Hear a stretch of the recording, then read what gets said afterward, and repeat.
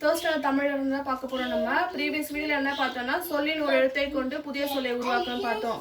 ஆனா இந்த வீடியோல என்ன பார்க்க போறோம்னா பெயர் சொல் எது வினை சொல் எது அப்படின்னு சொல்லிட்டு நம்ம சூஸ் பண்ணி எழுத போறோம். ஃபர்ஸ்ட் கொஸ்டின் என்ன கேட்டிருக்காங்கன்னா குழலி பூ கோத்தால் அப்படின்னு சொல்லி கொஸ்டின் கொடுத்துருக்காங்க. சரியா? பெயர் சொல்னா ஒரு பெயரை சொல்றதா என்னது பெயர் சொல். வினை சொல்னா ஒரு செயலை செய்யறதா வினைச்சொல் அப்படின்னு சொல்லிட்டு சொல்லுவாங்க. சரியா? இதுல குழலின்றது என்ன வரும்னா பெயர் சொல்லுன்னு வரும். பூன்றது ஒரு மலரோட இது. கோத்தால்ன்றது வினைச்சொல். கோத்தால்னா என்னது பூவை நூல்ல கோக்குறாங்க, அதுதான் கோத்தால் அப்படின்னு சொல்லிட்டு சொல்றாங்க. அது ஒரு செயலை செய்யறதுனால அது கோத்தால்ன்றது வினைச்சொல். சரிங்களா? நெக்ஸ்ட்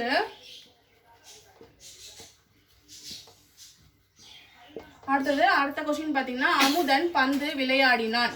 இங்க அமுதன்றது பெயர் சொல் வரும். அமுதன்றது ஒரு பையனோட பெயர், அது பெயர் சொல். பந்துன்றது பால்.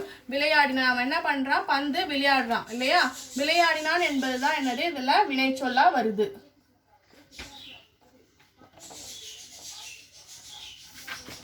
அடுத்த கொஸ்டின் பாத்தீங்கன்னா கோழி அரிசி தின்றது. கோழின்றது என்னது? ஒரு பறவையோட பேர். கோழின்னு நம்ம சொல்றோம். கோழி என்ன பண்ணுது? அரிசிய தின்றது. தின்றதுதான் செயல். இங்க செயல் என்ன நடக்குது? தின்றது. அரிசி தின்றது. தின்றது என்ன போடுறோம் நம்ம? வினைச்சொல். கோழி பெயர் சொல்.